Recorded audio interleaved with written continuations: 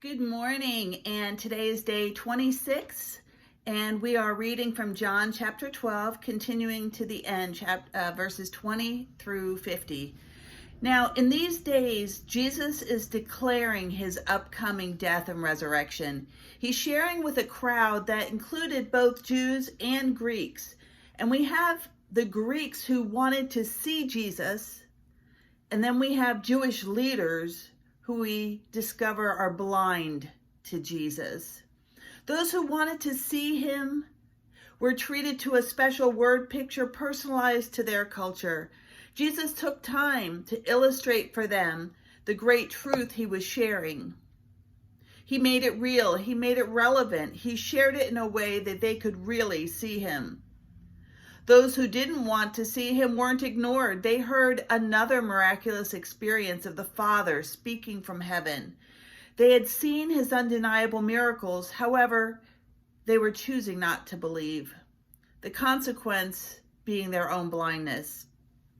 We've heard Jesus say on multiple occasions that his time had not come. The hour had not yet come. But now, the time has come, and the road to Calvary is being set. Jesus is speaking of his death on the cross and about being glorified. Now, Jesus didn't mean being glorified in the eyes of men. That just happened on the triumphal entry. But no, he was pointing to being glorified on the cross.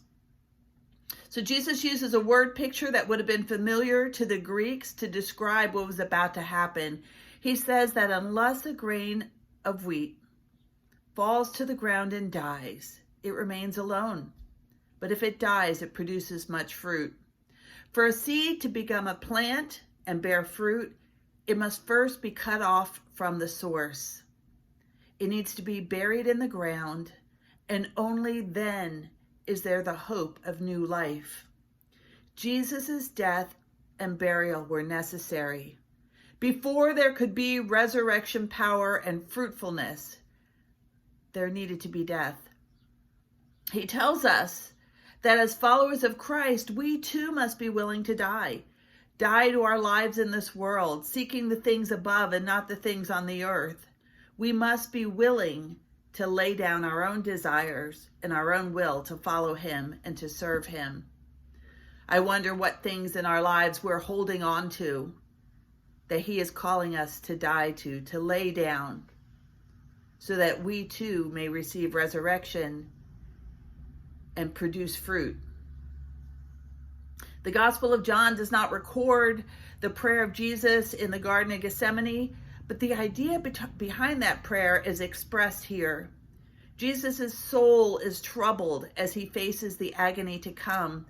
He knew that he could not escape it, for this was the culmination of why he had come. For this purpose, he says, I came to this hour.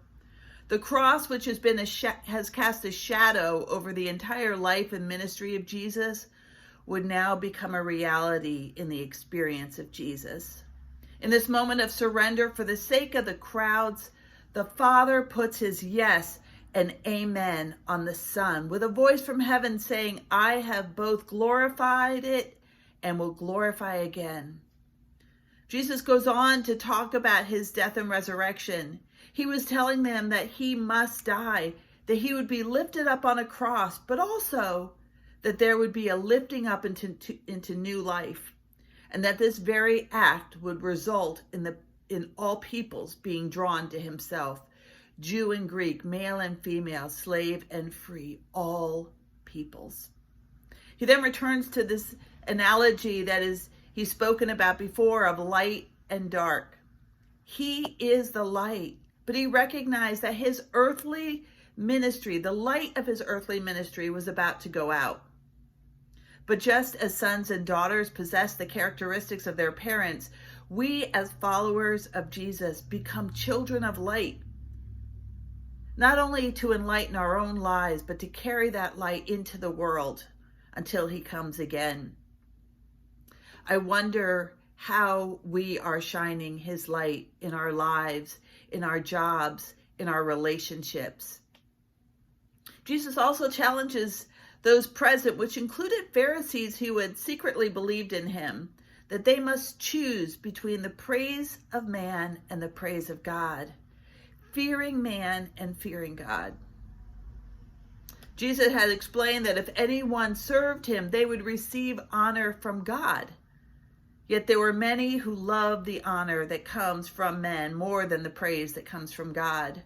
And we too find ourselves in a situation where we must choose between blending in, being a part of the world's culture, being accepted, or taking a stand, even if it's uncomfortable, in following Christ and his commands.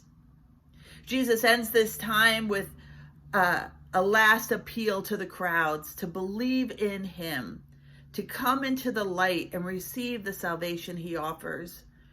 While Jesus speaks of the final judgment, his words are not words of condemnation, but of a tender appeal to receive his forgiveness, love, and salvation.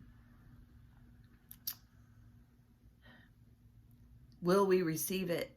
And will we walk in his light, being bearers, image bearers, light bearers for Christ until he comes again? Tomorrow we move into chapter 13, verses 1 through 20. Have a great day.